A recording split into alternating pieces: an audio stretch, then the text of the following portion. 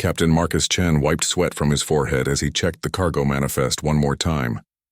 His ship, the Lucky Strike, was not much to look at.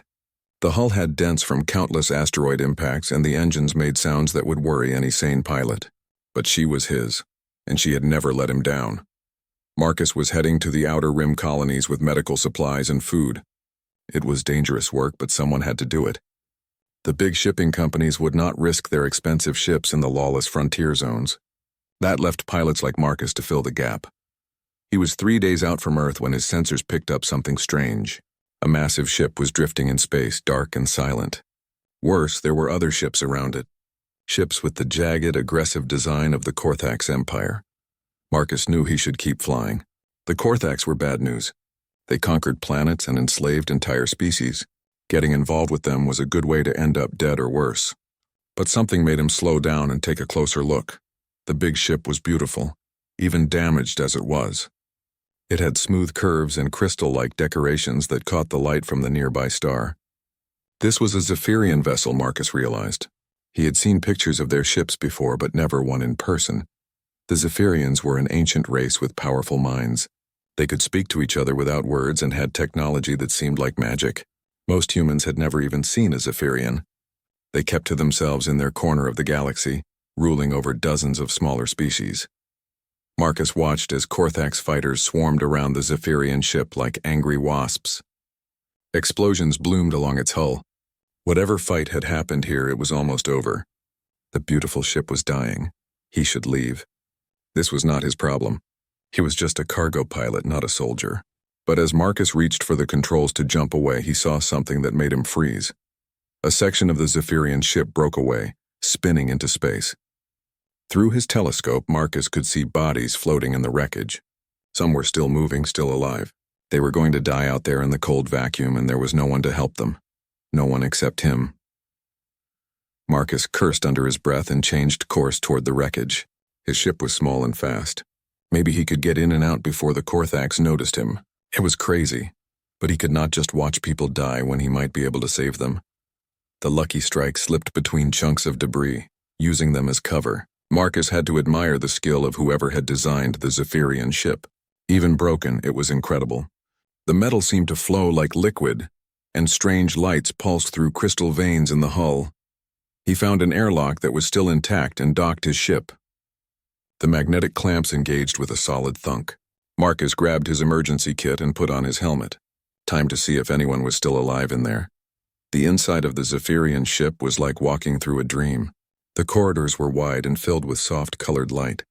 Everything was curved and organic, as if the ship had been grown rather than built.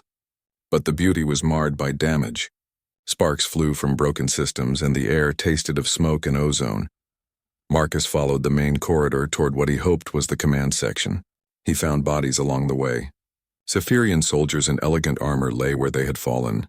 They were tall and thin, with pale skin that seemed to glow faintly. Their faces were peaceful, as if they had simply gone to sleep. The corridor opened into a vast chamber that took Marcus's breath away. The ceiling arched high above him, covered in what looked like stars. In the center of the room was a throne made of living crystal, and slumped beside it was a figure that made Marcus stop in his tracks. She was clearly Zephyrian, but unlike the soldiers he had seen. Where they had been pale, she shone like moonlight. Her hair was silver and seemed to move on its own, and her skin had a translucent quality that made her look almost like she was made of light. She wore robes of deep blue that sparkled with embedded gems. This was royalty. Marcus was sure of it.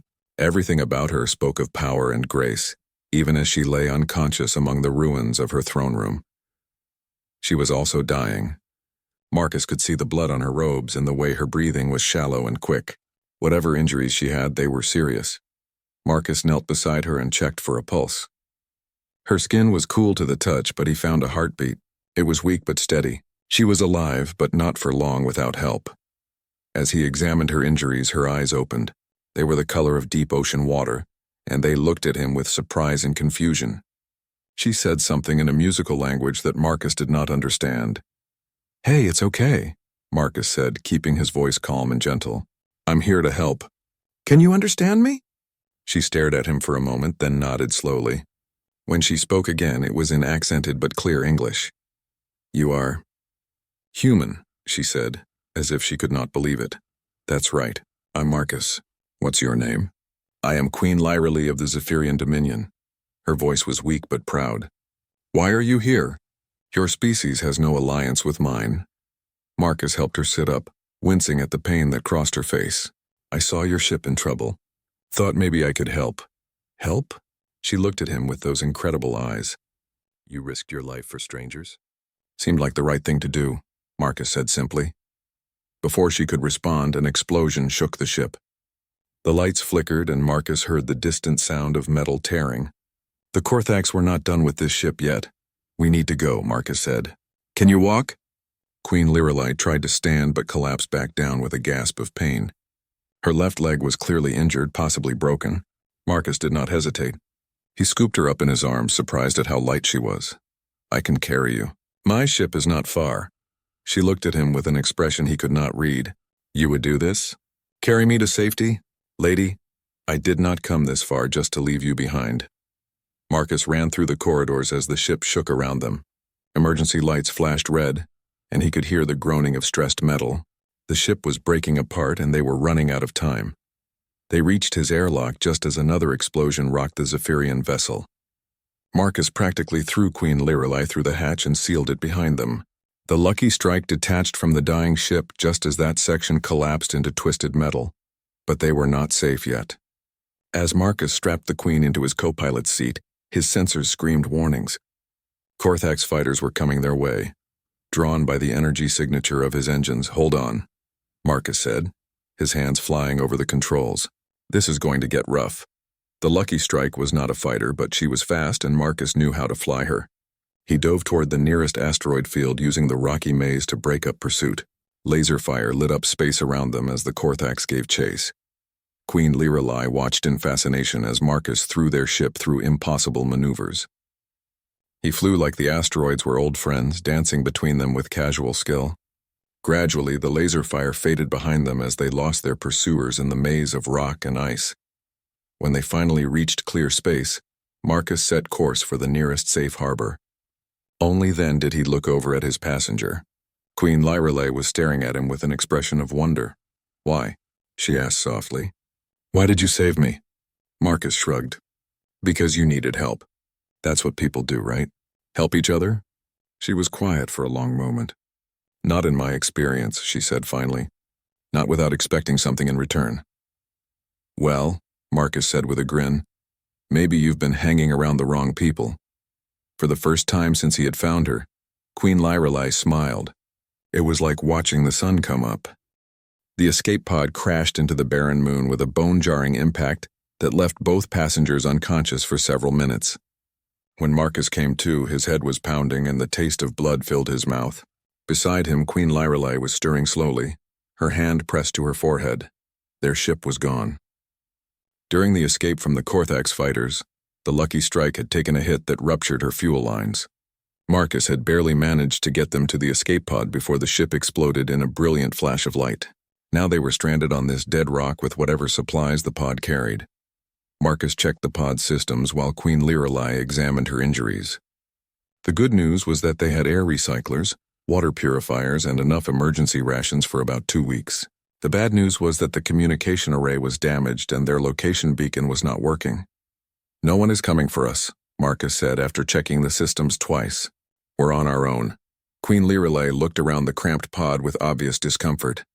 She had never been in such a small space before. Her whole life had been spent in palaces and grand ships with rooms the size of gardens. How long before my people find us? She asked. Marcus stepped outside the pod to look around. The moon was a wasteland of gray rock and dust under a black sky filled with distant stars. No atmosphere, no life, no hope of rescue anytime soon. Could be days, could be weeks, he said when he came back inside. This is not exactly a main shipping route. We need to assume we're going to be here for a while. Over the next few days, Marcus worked to make their situation more bearable. He rigged a solar collector to charge their power cells and set up a small shelter outside the pod using salvaged materials. Queen Lyralee watched him work with growing amazement. She had never seen anyone solve problems the way Marcus did. When they needed more space, he did not complain or despair. He simply looked at what they had and figured out how to make it work.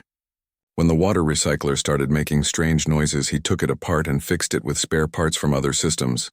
"How do you know how to do all this?" she asked one day as he repaired their air scrubber with nothing but basic tools. "You learn to make do when you grow up poor," Marcus said without looking up from his work. "My family lived on a mining station where everything was always breaking down. You either learned to fix things yourself or you did without." Queen Lyrelei had never done without anything in her life. Food had always appeared when she was hungry. Servants had taken care of every need. Technology had worked perfectly because armies of technicians maintained it. The idea of fixing things with your own hands was completely foreign to her, but she was learning. Marcus showed her how to purify water using the portable filters and how to operate the emergency beacon. He taught her to identify which systems were critical and which ones they could live without if they had to choose. "The trick is not to panic," Marcus explained as they worked together to seal a small leak in their shelter. "When everything goes wrong, you just focus on one problem at a time. Fix what you can, work around what you cannot." It was a very human way of thinking, Queen Lyrelei realized. Her people approached problems with careful planning and detailed analysis. They would study a situation for days before acting. But Marcus just dove in and started fixing things, adjusting his approach as he learned more. The nights were the hardest. The temperature dropped far below freezing, and they had to huddle together in the pod to stay warm. Queen Lyrelei had never been so close to another person for so long. Her people valued personal space and formal interaction, but Marcus treated her like a normal person, not like royalty. He told her stories about his childhood and his adventures as a cargo pilot. He made her laugh with tales of narrow escapes and impossible deliveries. In return, she found herself sharing things she had never told anyone. Her fears about ruling, her loneliness in the palace, her doubts about whether she was worthy of the crown. "You saved your people by getting them out of that war zone," Marcus said one night as they watched the stars through the pod's small window. "That takes courage." "I was running away," Queen Lyrelei said quietly. "The Korthax wanted to capture me to force my father to surrender. I took the coward's way out." "No," Marcus said firmly. "You made a tactical decision. Sometimes the brave thing is knowing when to retreat so you can fight another day." She looked at him in surprise. "You really believe that?" "I've seen real cowards," Marcus said. "They're the ones who let other people suffer because they're too scared to act. You're not one of them." Queen Lyrelei felt something warm spread through her chest at his words. No one had ever spoken to her like this before. Not as a queen to be flattered, but as a person to be understood. On the 7th day, Korthax patrol ships appeared in the sky above them. Marcus and Queen Lyrelei hid in a cave he had found while exploring the moon's surface. They watched through a crack in the rocks as the ugly ships swept back and forth across the landscape. "They're looking for us," Queen Lyrelei whispered. "If they find it, they won't," Marcus said with quiet confidence. "I hid our tracks and shielded the pod's energy signature. We just have to wait them out." But waiting was torture. Queen Lyrelei could feel the Korthax mines pressing against the landscape like oil spreading over water. Their thoughts were alien and cruel, filled with hunger for conquest and domination. She had to fight not to reach out with her own mental abilities to strike at them. "Don't," Marcus said, somehow sensing her struggle. "They'll detect you if you use your powers." "How did you know what I was thinking?" Marcus smiled. "You get a certain look when you're angry, like you're about to set something on fire with your mind." Despite everything, Queen Lyrelei laughed. "I cannot actually do that. Good thing. We'd probably need those rocks later." They spent 3 days hiding in the cave while the Korthax searched. Marcus had brought supplies and made the space as comfortable as possible, but it was still cramped and cold. They had to whisper when they talked and move carefully to avoid making noise. But instead of driving them apart, the forced closeness brought them together. They talked about everything and nothing. Marcus told her about Earth and the colonies. She described the crystal cities of Zephyria and the songs her people sang that could reshape matter itself. "Your people sound amazing," Marcus said after she described a festival where music was used to make flowers bloom in impossible colors. "They are," Queen Lyrelei said, "but they are also proud. Too proud sometimes. We have forgotten how to ask for help or admit when we are wrong." "Nobody's perfect," Marcus said. "The trick is to keep trying to be better." On the 10th day, after the Korthax had finally moved on, rescue ships appeared on the horizon. But these were not human vessels. They were Zephyrian ships, graceful and powerful, led by a massive dreadnought that could have destroyed a planet. Queen Lyrelai's sister, Princess Valeth, led the rescue mission herself. She arrived with a full military escort and an expression of barely controlled fury. The Korthax attack on her sister's ship had been an act of war, and the Zephyrian fleet was preparing to respond. As the rescue team swarmed over their little shelter, Marcus quietly began to pack his few belongings. Queen Lyrelai watched him with growing alarm. "Where are you going?" She asked. "Home," Marcus said simply. "You're safe now. That's all that matters." But she wanted to say so many things. That she did not want him to leave.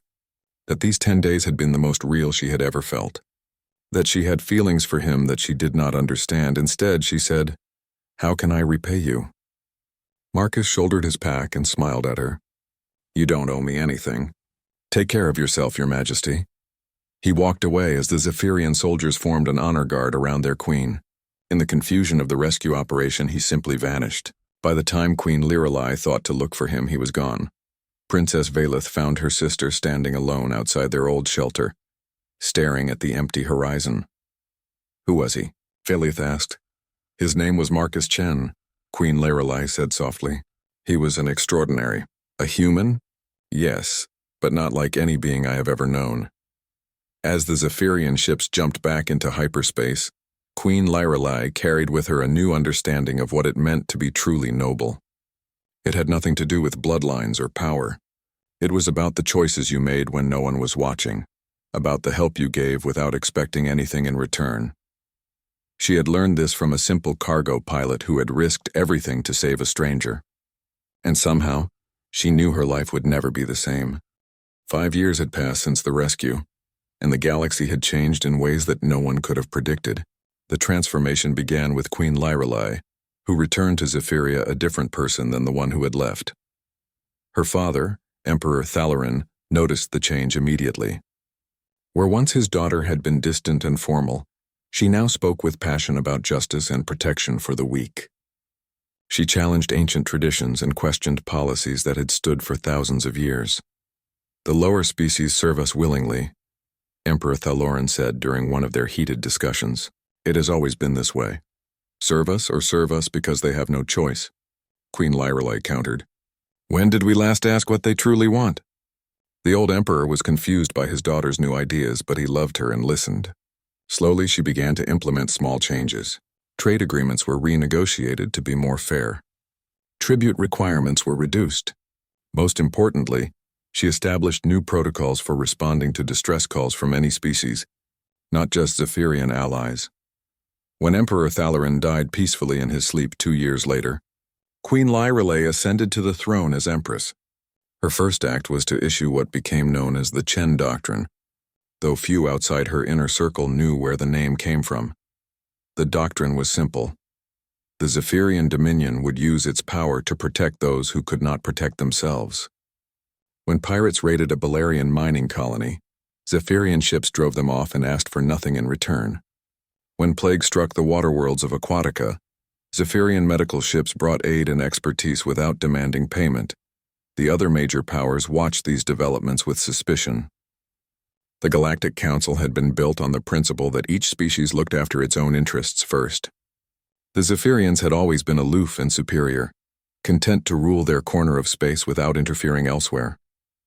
This new policy of intervention was unprecedented, but Empress Lyrelai did not care about politics.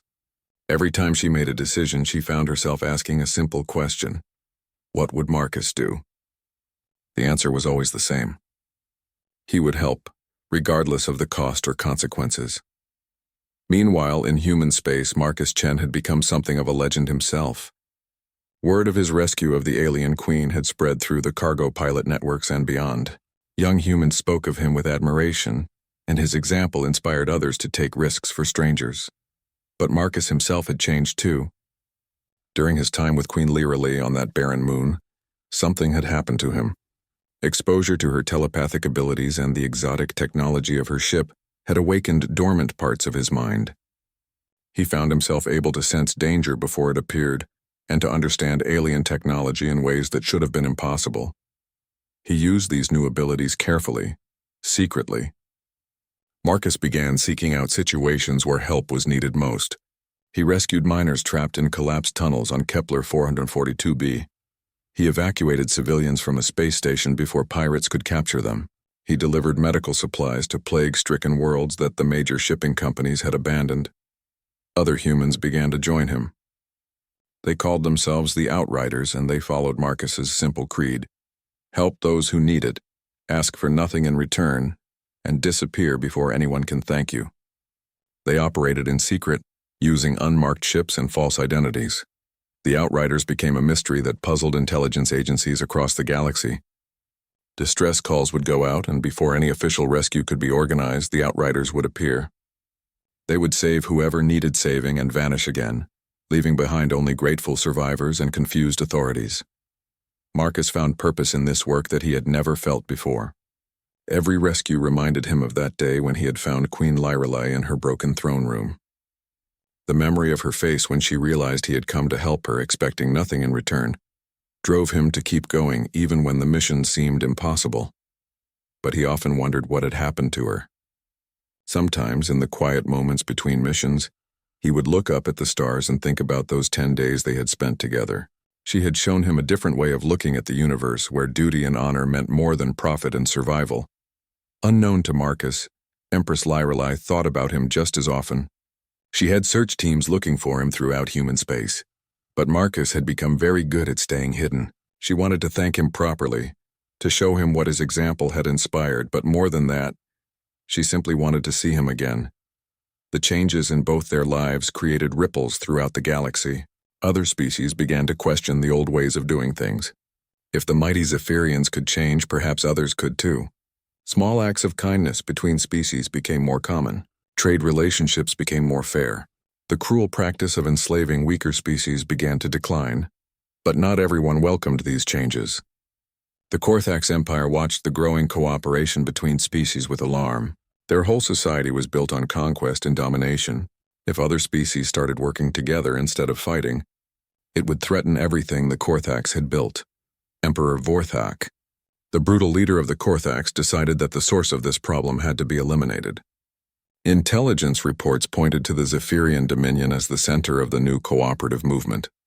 Specifically, they pointed to Empress Lyrelei herself.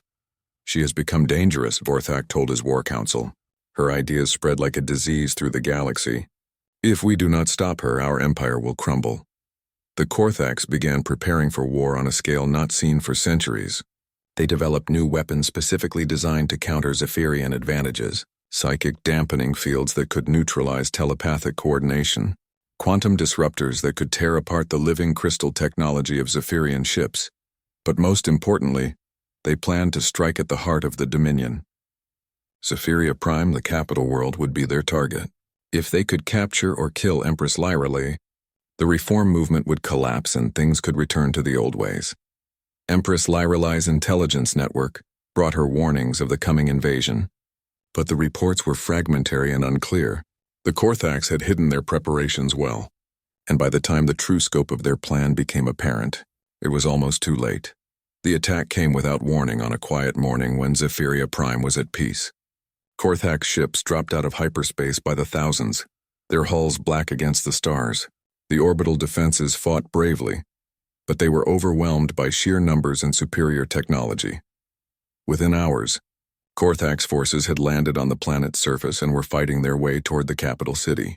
The Zephyrian military, used to fighting with perfect telepathic coordination, found themselves confused and scattered by the psychic dampening fields.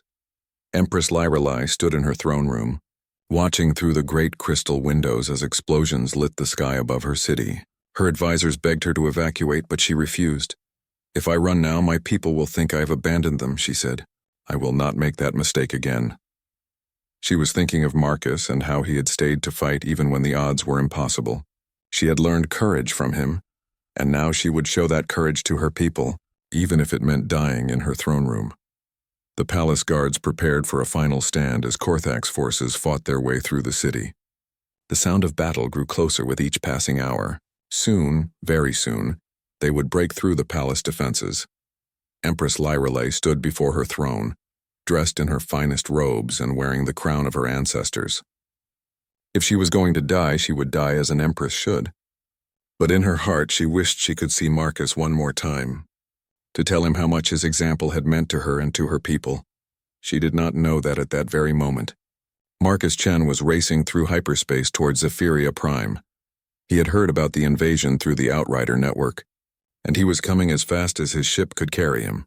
Behind him came others, humans who had been inspired by his example, and who refused to let good people die without a fight.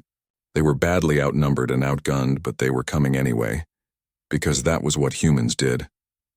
They showed up when things were darkest, expecting nothing and giving everything. The stage was set for a reunion that would determine the fate of the galaxy. The throne room of Empress Lyrelai had once been the most beautiful place in the galaxy. The walls were made of living crystal that sang in harmony with the planet's magnetic field. The ceiling showed the stars in real time, a perfect map of the heavens that changed as Zephyria Prime moved through space. The throne itself was carved from a single massive diamond that had taken her ancestors 1,000 years to shape. Now the beautiful chamber was a fortress under siege.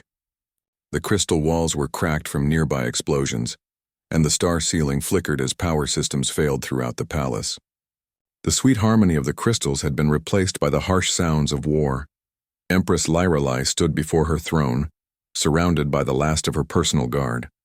These were the elite warriors of her people, trained from birth to protect the royal family. They wore armor that gleamed like moonlight and carried weapons that could cut through steel like paper. But even they could not hold back an entire army forever. Outside the palace, the city burned. Korthak's forces had broken through the outer defenses hours ago and were now fighting street by street toward the throne room. The psychic dampening fields made it impossible for the Zephyrian defenders to coordinate properly. They fought as individuals instead of as one mind, and that made them vulnerable. "Your Majesty," said Captain Theron, the leader of her guard, "the transport is ready. We can still get you to safety." Empress Lyrelai shook her head. "I will not abandon my people. If this is where I make my final stand, then so be it." She was thinking of Marcus and the lesson he had taught her on that barren moon 5 years ago. Sometimes the right thing to do was also the dangerous thing. Sometimes you had to risk everything for what you believed in. The great doors of the throne room shuddered as something heavy slammed against them. The Korthaks were almost through. Captain Theron and his warriors raised their weapons, ready to sell their lives dearly. Then the doors exploded inward, and Korthak soldiers poured into the chamber. They were huge, brutal creatures with gray skin and red eyes. Their armor was black and spiked, designed to inspire fear. They carried weapons that crackled with deadly energy. The battle was fierce but brief. Captain Theron and his warriors fought with desperate courage, but they were outnumbered 10-1. One by one, they fell until only the captain himself stood between the Korthaks and their empress. General Krex, the Korthaks' commander, stepped over the fallen warriors and smiled at Empress Lyrelai with sharp teeth. "So this is the great reformer," he said mockingly. "You look smaller than I expected." "I am Empress Lyrelai of the Zephyrian Dominion," she said, her voice steady despite the fear in her heart. "And I do not fear you." "You should," General Krex replied. "Emperor Vorthak has special plans for you. Your death will be broadcast across the galaxy as an example of what happens to those who oppose the natural order." But before he could give the order to capture her, something impossible happened. A figure appeared in the doorway behind the Korthak soldiers. At first, Empress Lyrelai thought her eyes were playing tricks on her. It could not be him. It was impossible, but it was. Marcus Chen stepped into the throne room as calmly as if he were visiting for tea. He looked older than she remembered, with new scars on his face and gray in his hair. He carried weapons she did not recognize and wore armor that seemed to be made from a dozen different alien technologies. Behind him came others. Humans, all of them, moving with the quiet confidence of experienced fighters. They were not many, perhaps 20 in total, but something about them made the Korthak soldiers nervous.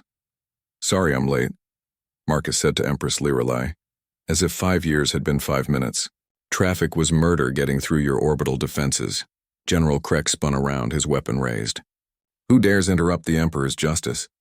Marcus looked at the general with the same expression he might use for a particularly annoying insect. "Marcus Chen," he said simply, "and you're trespassing."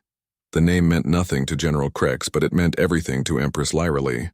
Her heart leaped in her chest as she realized that somehow, impossibly, Marcus had come for her again. Just like before, when she had needed help most, he had appeared out of nowhere. "Kill them," General Krex commanded his soldiers. What followed was not really a battle. It was more like a demonstration of human ingenuity and determination. Marcus and his outriders moved through the Korthax soldiers like they were dancing rather than fighting. They used the enemy's size and strength against them, turning the throne room into a maze of obstacles and ambush points. Marcus himself seemed to be everywhere at once. He would appear beside a Korthax soldier, strike with deadly precision and vanish again before the enemy could react. His movements were fluid and confident, as if he could see the future and was always one step ahead of his opponents. But it was not just skill that gave the humans their advantage. It was something deeper, something that General Krex recognized with growing alarm. These humans fought as if they had nothing to lose and everything to gain. They protected each other with a loyalty that the Korthax, who ruled through fear, could not understand. In less than 10 minutes, it was over. General Krex lay unconscious among his fallen soldiers, and the throne room was silent except for the heavy breathing of the survivors. Marcus walked over to where Empress Lyrelai stood and gave her a small bow. "Your Majesty," he said formally. Then his expression softened into the familiar smile she remembered. "Hello, Lyrelai. You look good." She wanted to run to him, to throw her arms around him and never let go. Instead, she maintained her royal composure. "Marcus, you came." "Had to," he said with a shrug. "Heard you were having some trouble with the neighbors." Despite everything, Empress Lyrelai laughed. It was so like him to make jokes in the middle of a crisis. "How did you get through the orbital blockade?" "The Korthax have thousands of ships up there." "Friends in low places," Marcus replied. "Plus, we had some help from your people." Turns out the psychic dampening fields work both ways. The Korthax can't coordinate any better than you can. One of the other outriders, a woman with short red hair and cybernetic implants, approached them. "Marcus, we need to move. The main Korthax force will be here soon and we can't hold them off." Marcus nodded. "Sarah's right. We have maybe 10 minutes before they regroup and come back with everything they've got." "Then we fight," Empress Lyrelai said firmly. "This is my world, my people. I will not run." "I'm not asking you to run," Marcus said. "I'm asking you to trust me.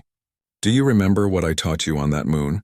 Sometimes the brave thing is knowing when to retreat so you can fight another day." She looked into his eyes and saw the same steady confidence that had gotten them through those 10 days together. "What do you have in mind?" Marcus smiled, and for a moment she could see the cargo pilot who had saved her all those years ago. "Something crazy. Something the Korthax will never see coming." He began to outline his plan, and as he spoke, Empress Lyrelai felt hope returning to her heart.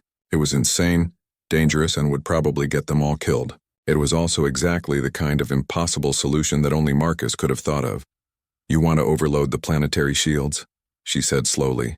"Create an electromagnetic pulse that will disable every ship in orbit." "That's the idea," Marcus confirmed. "But it has to be done manually from the core reactor chamber. And once we start the process, there's no going back." "It's suicide," Captain Theron said. He had been listening from where he knelt beside his wounded warriors. "Maybe," Marcus admitted, "but it's the only way to save the planet and everyone on it. The Korthax fleet is too big to fight conventionally. We have to take them all out at once." Empress Lyrelai studied his face. "You're willing to die for my people?" "I'm willing to die for what's right," Marcus said. "Your people, my people, all people.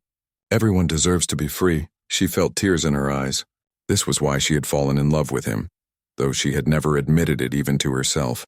He saw the universe not as it was, but as it should be, and he was willing to risk everything to make it better. "Then we do it together," she said. "If this is how it ends, we face it side by side." Marcus started to protest, but she cut him off. "You taught me what courage means, Marcus Chen. Now let me show you that I learned the lesson." The sound of approaching soldiers echoed through the corridors outside. The Korthax were coming back in force, and this time they would not be caught off guard. Marcus looked around the ruined throne room one last time, then nodded. "All right then, let's go save the galaxy." As they prepared to leave for the planetary core, Empress Lyrelai realized that this was the moment she had been waiting for her entire life. Not to die as a martyr, but to live as someone worthy of the example Marcus had set for her. Together, they would face whatever came next. The journey to the planetary core was like descending into the heart of a living being. Zephyria Prime was not just a world, but a massive organism, its crystal veins pulsing with energy that had sustained life for millions of years. The deeper Marcus and Empress Lyrelai went, the more beautiful and alien their surroundings became. Marcus led the way through passages that few beings had ever seen. His enhanced abilities, gained during their time together 5 years ago, allowed him to navigate the complex crystal formations that would have confused anyone else. Behind them, the Outriders fought a running battle with Korthak's forces, buying them time with their lives. "How do you know where to go?" Empress Lyrelai asked as they moved through a tunnel filled with singing crystals. "I can feel it," Marcus said, touching the wall briefly. "The planet's energy signature. It's like following a river back to its source." They emerged into a vast chamber at the planet's core. It was breathtaking. The walls were covered in crystals the size of buildings, all pulsing with soft light in perfect rhythm. In the center of the chamber stood the core reactor, a sphere of pure energy contained within crystalline walls. "It's beautiful," Empress Lyrelai whispered. "And dangerous," Marcus added, checking his scanner. "The radiation levels in here are off the charts. We have maybe 30 minutes before exposure becomes lethal." They worked quickly to set up the overload sequence. Marcus had studied Zephyrian technology for years, preparing for a moment like this. He knew exactly which systems to target and in what order. But the process required constant monitoring and adjustment. One mistake would either fail to create the pulse or destroy the planet entirely. Empress Lyrelai used her telepathic abilities to interface directly with the planetary network. Through her, Marcus could feel the living pulse of the world around them. It was like nothing he had ever experienced, a vast consciousness that was both ancient and timeless. "I can sense the Korthak's ships," she said, her eyes closed in concentration. "So many of them. They're like a cancer spreading across space." "Not for much longer," Marcus said, making final adjustments to the reactor controls. "When this pulse hits, every ship in orbit will be dead in space. Your people can mop up the survivors." As they worked, they talked. There was so much to say and so little time to say it. Empress Lyrelai told him about the changes she had made to her empire, how his example had inspired an entire civilization to be better. Marcus told her about the Outriders and the lives they had saved across the galaxy. "You started something incredible," Marcus said as he monitored the energy buildup. "The galaxy is a better place because of what you've done." "I only did what you taught me," she replied. "That helping others is its own reward." "You taught me something too," Marcus said. "That one person really can change everything. You made me believe that what we do matters." The reactor began to hum with increasing intensity. The crystals around them glowed brighter as massive amounts of energy built up within the core. They were approaching the point of no return. "Marcus," Empress Lyrelai said suddenly, "there's something I need to tell you. Something I should have said 5 years ago." He looked at her, seeing the woman he had first met in that broken throne room. But now she was so much more. She had become the leader he always knew she could be. "What is it?" "I love you," she said simply. "I have loved you since that first day when you risked everything to save a stranger. I wanted you to know in case we don't survive this." Marcus stopped what he was doing and turned to face her fully. "Lyrelai, you don't have to say anything," she said quickly. "I know we come from different worlds, different species, but I needed you to know." Marcus reached out and took her hands in his. They were warm and soft, but he could feel the strength in them. "I love you too," he said. "I think I have since that first night on the moon when you smiled at one of my stupid jokes." She laughed, tears streaming down her face. "They were terrible jokes." "The worst," Marcus agreed, smiling. "But you laughed anyway." The reactor reached critical levels. Warning lights flashed throughout the chamber, and the crystal walls began to vibrate with contained energy. They had minutes at most before the overload would trigger automatically. "We need to go," Marcus said, checking his readings. "The radiation is getting too intense." But Empress Lyrelai shook her head. "Someone has to stay and guide the pulse. If it's not controlled properly, it could tear the planet apart." "Then I'll stay," Marcus said immediately. "No." Her voice was firm. "This is my world, my people. This is my responsibility." "Our responsibility," Marcus corrected. "We do this together, remember?" They looked at each other, both understanding what that meant. Neither of them was leaving this chamber alive. But they would save billions of lives, and that made the sacrifice worthwhile. Together, Empress Lyrelai agreed. They joined hands and reached out with their combined abilities to guide the massive energies building in the reactor. Marcus provided the technical knowledge while Lyrelai interfaced with the planetary consciousness. Together, they shaped the pulse that would determine the fate of the galaxy. The moment of release was like being at the center of a newborn star. Energy beyond imagination erupted from the reactor and spread outward through the planet's crystal veins. Marcus and Lyrelai stood together in the heart of the storm, their minds linked, their bodies burning with radiation, but their spirits united. The pulse reached the surface and exploded into space. Every Korthax ship in orbit suddenly went dark as their systems overloaded. Thousands of vessels hung powerless in space, their crews trapped and helpless. The invasion was over in an instant, but Marcus and Lyrelai were dying. The radiation had burned through their bodies and they could feel their strength fading. They collapsed together beside the now quiet reactor, holding each other as their lives ebbed away. "Did we do it?" Lyrelai whispered. Marcus used the last of his strength to check his scanner. "Yeah," he said with a weak smile. "Every ship is down. Your people are safe." "Good," she said, resting her head against his chest. "That's all that matters." They lay together in the silence of the crystal chamber, watching the soft lights fade around them. Above them, they knew, Zephyrian rescue ships were already moving to capture the disabled Korthax fleet. The galaxy would be safe from tyranny for generations to come. "Marcus," Lyrelai said softly. "What?" "Thank you. For everything. Thank you," he replied, "for showing me what it means to be truly noble." But their story was not quite over. As their life signs faded to almost nothing, rescue teams finally broke through to the core chamber. Human and Zephyrian medics worked together desperately to save them, using technology from both species to fight the radiation poisoning. It was touch and go for weeks. Both Marcus and Lyrelai hovered between life and death while their bodies slowly healed. But they had each other, and that made all the difference. Love, it turned out, was stronger than radiation. When they finally woke up in the medical facility, the galaxy had changed again. The defeat of the Korthax had inspired other species to follow the Zephyrian example. The old system of conquest and domination was crumbling, replaced by cooperation and mutual aid. Marcus and Lyrelai recovered together, planning their next mission. Because there was always another crisis somewhere, always someone who needed help, and now they had an entire galaxy of allies ready to answer the call. The cargo pilot and the alien queen had become something more than the sum of their parts. They had become a symbol of hope, proof that different species could work together to build something better. Their wedding was attended by representatives from 100 worlds, but the ceremony they both remembered most was the quiet moment afterward when they stood alone on the balcony of the Crystal Palace, looking up at the stars. "Ready for the next adventure?" Marcus asked, putting his arm around his new wife. Empress Lyrelai smiled and leaned against him. "With you, I'm ready for anything." Together they looked out at the vast galaxy spread before them, full of wonders yet to be discovered and people yet to be helped. And somewhere out there, they knew, was their next mission waiting for them. Because that was what humans did. They showed up when things looked darkest. They helped without asking for anything in return, and they never gave up on making the universe a better place. And now, the galaxy would never be the same.